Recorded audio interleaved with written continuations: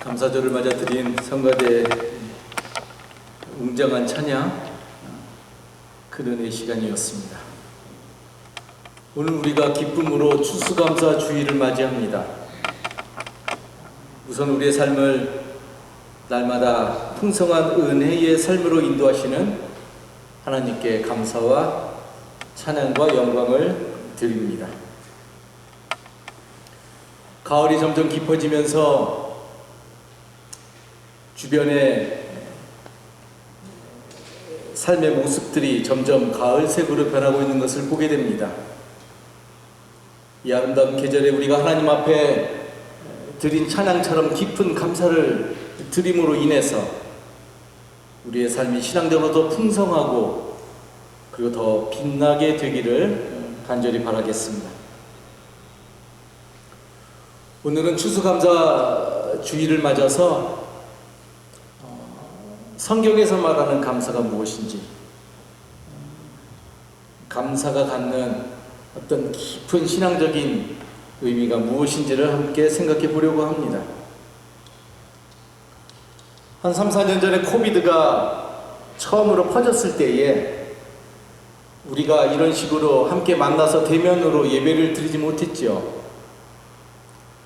그 당시 제가 우리 교회 식구들과 카톡으로 소통을 하고 또 서로 찬양을 나누면서 제가 여러분들의 삶에 있어서 요즘 가장 관심 있는 단어가 무엇인가를 물은 적이 있었습니다. 그때 많은 식구들이 감사에 대해서 생각하면서 이 시간을 보낸다고 대답한 것을 기억합니다. 감사는 신앙인의 삶에 있어서 가장 핵심적인 열매라고 할 수 있습니다.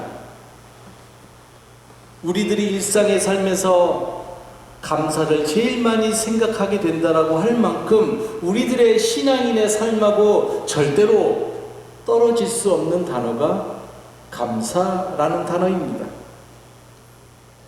그렇기 때문에 감사의 중요성은 아무리 강조해도 지나치지 않을 것입니다. 여러분에게 물어보겠습니다. 여러분들의 인생에, 여러분들의 삶에 가장 마지막 단어가 무엇이었으면 좋겠습니까? 여러분들의 인생을 표현하는, 디스크라이브하는 가장 마지막 단어가 무엇이면 좋겠습니까? 물론 많은 단어가 있겠지만 저는 그 무엇보다도 감사가 그 자리를 차지해야 한다고 생각합니다. 여러분, 우리가 죽기 전에 마지막에 하나님 앞에 기도를 하게 될 겁니다. 마지막 순간에 하나님 앞에 드리는 여러분들의 그 기도의 주제가 무엇이었으면 좋겠습니까? 감사이어야 하지 않겠습니까? 하나님, 부족한 나를 이 세상에 보내주셔서 감사합니다. 그리고 세상 살아갈 때에 하나님 믿을 수 있도록 은혜 베풀어 주셔서 감사합니다. 귀한 가족 허락해 주셔서 감사하고 믿음의 좋은 식구들 만나서 하나님의 교회 이루면서 살아가게 해 주셔서 감사합니다. 이제 나의 영혼을 하나님께 맡깁니다. 하나님, 무엇보다도 지금 이 순간을 감사하면서 하나님의 품에 안기게 해주셔서 너무나 감사합니다. 이렇게 기도하지 않을까요? 이처럼 우리는 감사함으로 우리의 삶을 복된 삶으로 축복하는 것이지요. 참으로 우리의 삶을 복된 삶으로 만드는 것은 다른 것이 아닙니다. 내가 가진 것으로 우리의 삶을 복된 삶으로 만들어낼 수 없습니다. 신앙인은 오직 우리의 삶을 감사함으로 고백할 때 복된 삶으로 만들어낼 수 있다는 말입니다. 그래서 우리는 모두 이 세상에서 살아갈 때 감사하면서 살아가기를 원합니다. 자신의 삶을 저주하고 불평하고 비난하고 되는 대로 대충 아무렇지도 않게 아무렇게나 살아가고 싶어하는 사람은 단 한 사람도 없습니다.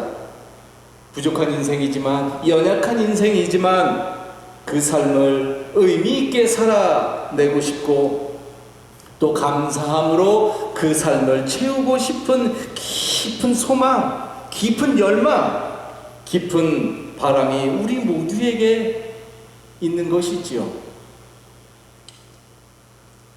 그렇다면 우리 신앙인들이 가져야 되는 진정한 감사는 무엇인가? 그리고 감사의 출발은 어디에서 시작되는가? 우리 인간은 신앙인이든지 그렇지 않던지 간에 주로 우리에게 어떤 기쁜 일이 생길 때에 제일 먼저 감사를 하게 됩니다. 즉 감사를 드릴 만한 이유가 있을 때 감사를 하는 것이지요. 그러한 예는 수도 없이 많을 텐데, 예를 들면 우리가 생일을 맞이할 때 감사하지요. 좋은 친구를 만났을 때, 자식이 대학에 합격했을 때, 좋은 직장에 들어갔을 때, 직장에서 승승장구할 때, 내가 하는 사업이 번성할 때에, 그리고 잃었던 건강을 회복할 때에 우리는 하나님 앞에 감사하게 된다는 말입니다. 우리는 이러한 일을 맞이하면 진정으로 감사를 드리죠. 또 그렇게 감사를 드리면서 살아가는 것이 마땅한 일이지요. 그러한 일에 대해서 감사하지 않고 그것을 당연히 여긴다든지, 아니면 그 일을 통해서 우쭐해한다든지, 아니면 교만한 마음을 갖고 살아가는 것보다 감사하면서 살아가는 것이 훨씬 더 의미 있고 바람직한 삶의 태도인 것은 말할 것도 없습니다. 그런데 거기까지는 하나님을 믿는 신앙인이나 하나님을 모르는 이 땅의 모든 사람들도 다 할 수 있는 감사인 것이지요. 거기 어디 신앙인의 독특함, 유니크네스가 자리하고 있지 않다는 말입니다. 성경에서 말하는 감사는 그렇기 때문에 그런 차원에서 머물고 있는 것이 아님을 보게 됩니다. 오늘 우리가 시편 136편 1절의 말씀을 본문 말씀으로 읽었는데, 다시 한번 여러분 귀를 기울여서 그 말씀을 들어보기 바랍니다. 여호와께 감사하라. 그는 선하시며 그 인자하심이 영원함이로다.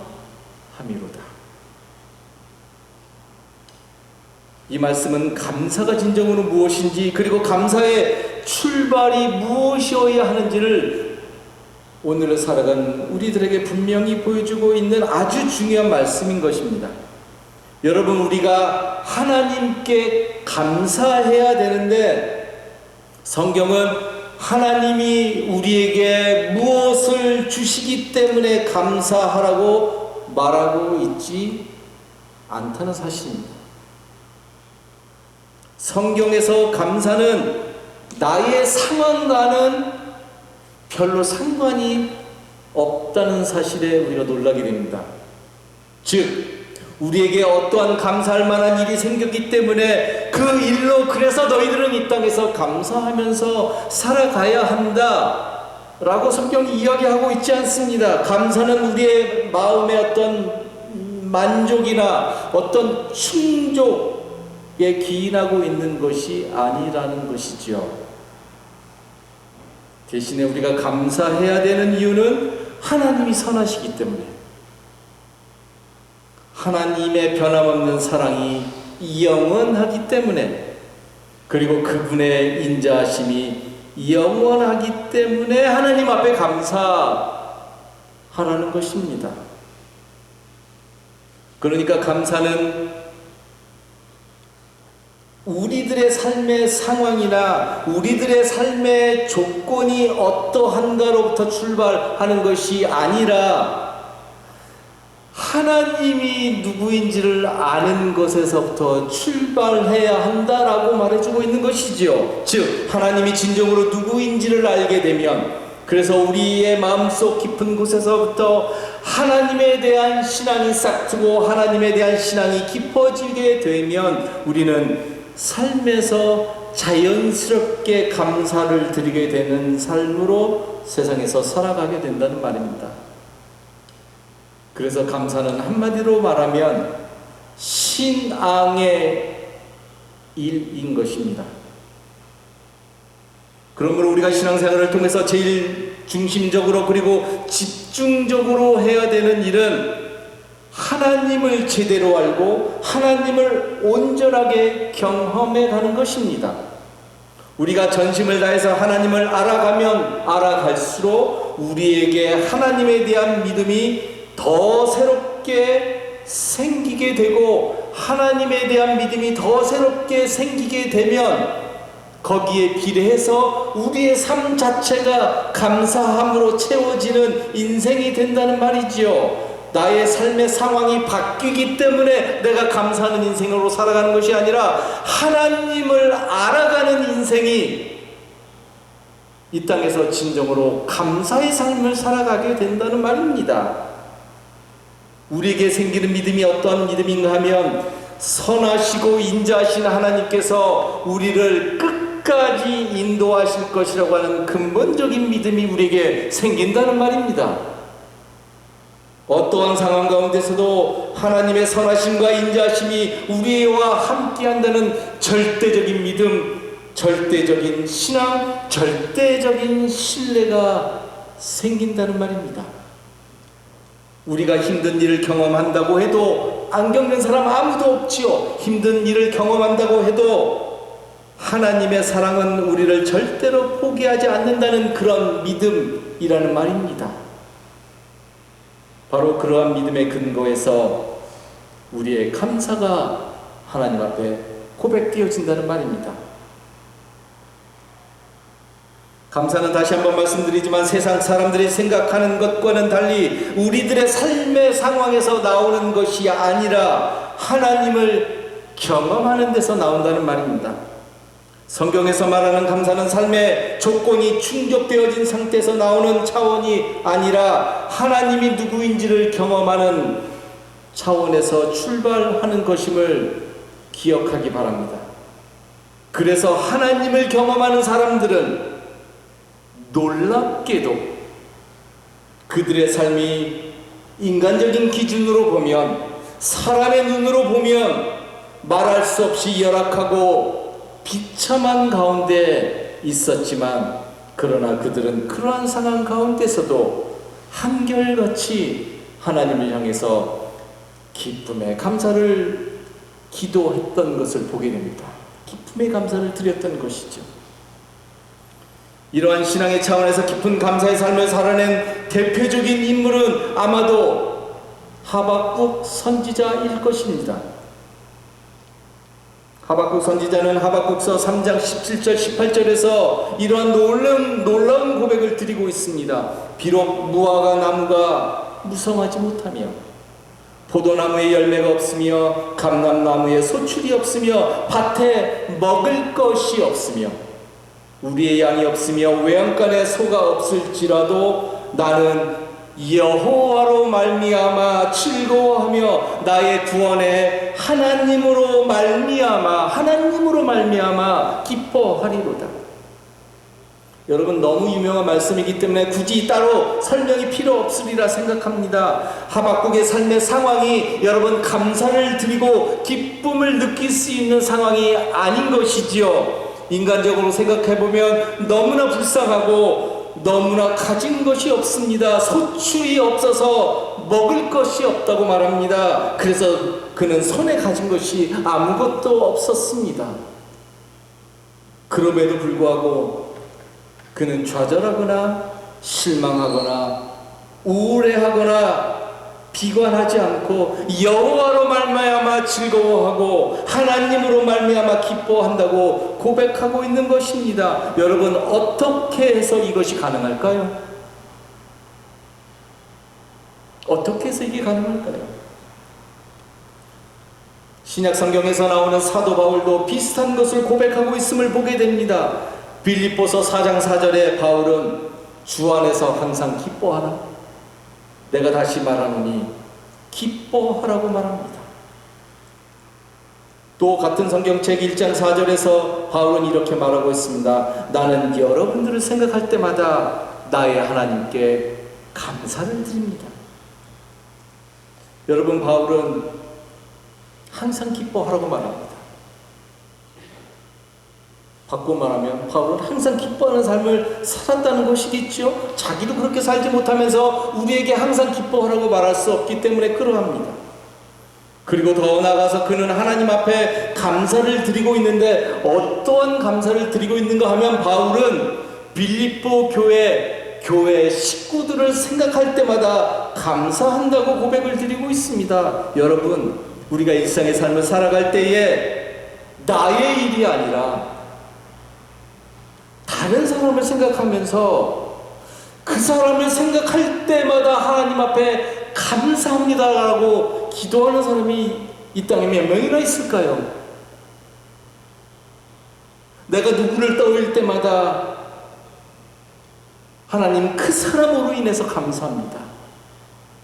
여러분, 이것만으로도 우리는 바울의 신앙의 깊이가 어느 정도인지를 알 수 있습니다. 그런데 더 놀라운 사실은 여러분, 바울이 처한 삶의 상황입니다. 바울이 지금 이 이야기를 어디에서 하고 있냐는 것이죠. 여러분, 지금 우리가 빌립보서를 읽었는데 우리가 알다시피 빌립보서는 바울이 쓴 옥중서신 가운데 하나입니다. 여러분, 옥이라고 하는 것은, 감옥이라고 하는 것은 고난의 극심함을 상징하는 대표적인 단어 아닙니까? 2000년 전의 감옥은 지금이라고는 상상할 수 없는 열악한 삶의 상황, 더군다나 바울은 착고까지 차고 있는 상황입니다. 쇠사슬을 찾고 있는 것이지요. 그런데 바로 그러한 고난의 한가운데서 바울은 항상 기뻐하려는 거예요.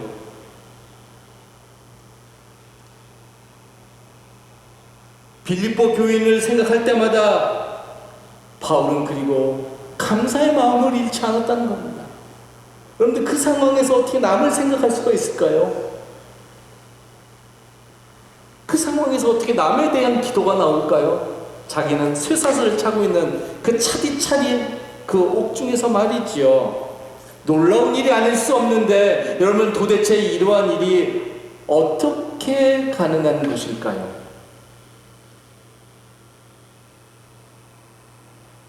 그런데 여러분, 우리가 여기서 주의해야 될 것이 한 가지 있습니다. 보통의 경우 설교자는 그래서 우리도 하박국 선지자처럼 혹은 사도 바울처럼 그렇게 삶을 살아가야 한다라고 말을 한다는 것이죠. 이들의 삶을 본받으면서 살아가야 한다고 말을 하는 겁니다. 그러면 설교는 이제 위인전으로 전락하게 되는 거죠. 저는 지금 이 사람들을 본받고 이 사람들처럼 우리도 이 세상에서 살아가야 된다라고 말하는 것이 아닙니다. 왜? 우리는 이 사람들을 본받는 사람들이 아니거든요. 하박국 선지자와 바울이 이 땅에서 얼마나 위대한 신앙인이었는가를 말하려고 하는 것도 아닙니다. 왜? 설교의 주제는 사람이 이 땅에서 얼마만큼 위대하게 살아갈 수 있는가를 말하려고 하는 것이 아니라, 설교의 주제는 언제나 하나님이기 때문에 그러하지요. 설교는 하나님의 세계를 드러내야 된다는 말입니다. 바울이 얼마만큼 위대한가를 말했지만 그러나 하나님의 위대한 세계를 드러내지 못하면 그건 설교가 아닌 거죠. 그렇기 때문에 설교자로서 제가 강조하고 싶은 것은 이 사람들의 삶 자체가 아니라 이들이 경험한 하나님이 도대체 누구이시기에, 도대체 어떠한 하나님이시기에 자신들의 그 열악한 삶의 환경에서조차도, 손에 아무것도 가진 것이 없는 그 열악한 삶의 상황조차도, 그 삶의 상황에서도 저렇게까지 고백할 수 있는가 하는 것입니다. 여러분, 하박국 선지자와 사도 바울이 지금 감사를 하나님 앞에 쥐어짜면서 억지로 하고 있는 게 아니죠. 남이 시켜서 이렇게 해야 구원받는 자로서 세상을 살아가는 것이기 때문에 나는 슬프지만 억지로 감사하면서 세상을 살아가야 되겠다라는 게 아니지요. 인간적으로 생각해 보면 도저히 감사가 드려질 것 같지 않은 삶인데, 그럼에도 불구하고 풍성한 감사를 드리고 있는 그들의 삶을 보면서 우리는 도대체 그들의 내면에는 도대체 어떠한 세계가 흐르고 있는가, 어떠한 하나님의 세계가 흐르고 있는가 묻지 않을 수 없습니다. 도대체 그들의 내면에 어떤 세계가 흐르고 있기에, 그들의 내면의 삶에서 어떠한 하나님을 이 세상에서 경험하고 있기에 그들은 삶에서 자신들이 겪는 그 고통을 품으면서 또 다른 삶의 세계를 고백할 수 있는가 하는 것입니다. 그것을 가능하게 한 것이 다름 아닌 그들이 경험한 하나님의 힘이었다는 말입니다. 그래서 그들은 하나님으로 말미암아 감사할 수 있다고, 하나님으로 말미암아 기뻐할 수 있다고 그렇게 고백하고 있는 것입니다. 그렇기 때문에 바로 그 하나님의 세계가 무엇인지에 우리가 이제부터 신앙적으로 집중을 해야 하고 그 하나님의 세계를 경험해 가야 하는 것입니다. 그렇게 할 때 우리의 삶에서도 다른 사람들이 도저히 이해할 수 없고 생각할 수 없는 놀라운 고백적인 일들이 일어나게 되는 것이지요. 또 다른 하박국과 또 다른 바울과 같은 신앙의 고백들이 우리들의 삶에서도 드려지게 된다는 말입니다. 하나님을 온전하게 경험하고 하나님을 온전하게 추구하고 하나님의 세계를 온전하게 살아낼 때 세상 사람들은 도대체 하나님을 믿는 저 사람들의 내면에는 어떠한 세계가 흐르고 있기 때문에 이런 식으로 고백하면서 세상을 살아갈 수 있는가? 라고 묻게 된다는 말입니다. 저는 우리가 이러한 소리를 들었으면 좋겠습니다.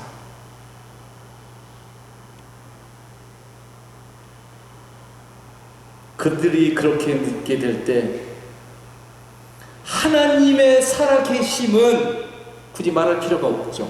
이미 내가 그 세계를 살아내고 있으니까 하나님의 살아계심은 자연스럽게 이 땅에 증거되어 나가게 될 것입니다. 우리의 삶의 가장 깊음에서 경험한 그 신비하고 위대한 하나님의 세계를 감사의 고백으로, 세상 사람들이 이해하지 못하는 진정한 감사의 고백으로 온전하게 살아내는 우리 모든 식구들 되기를 다시 한번 간절히 기도하겠습니다. 기도합시다.